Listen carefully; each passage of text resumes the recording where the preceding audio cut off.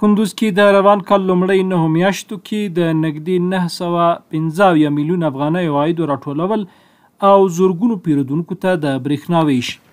د کندوز برېښنا حفظې ریاست د روان 1403 لمریز کال لومړۍ 9 میاشتو کې له پلورل شوې برېښنا او متفرقه خدماتو څخه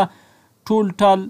940 میلیونه 9,951 افغانۍ عواید راټول کړي چې د تیر کال درېیمې روبې په پرتله د عوایدو راټولونې بهیر 14% پرمختګ کړی دی. د شبکې پراختیا په موخه کندوز کې تیرو 9 میاشتو کې ټول ټال 14 پای ترانسفرمرونه چې ظرفیتونه یې له 100 کیلو ولټ امپیر څخه تر 630 کیلو ولټ امپیر پورې دي نصب او ګټې اخیستنې ته سپارلي، چې 8 ترانسفرمرونه یې هستوګنیز او 6 یې تجارتي دي.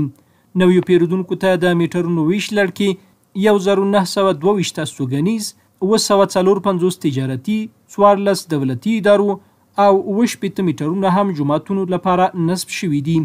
د ضایعاتو مخنیوي لپاره د 2903 عوارضي میټرونو پر ځای نوي میټرونه نصب او سرغوټ شوي دي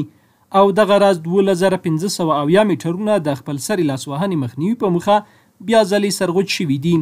پر پیرودونکو د لګښت پیسو پر وخت تحویلولو ټینګار ورځنیو څارنو سربیره شپنۍ څارنې هم شوي چې د نږدې 10,000 پوروړو پیرودونکو برېښنا پرې شوې ده.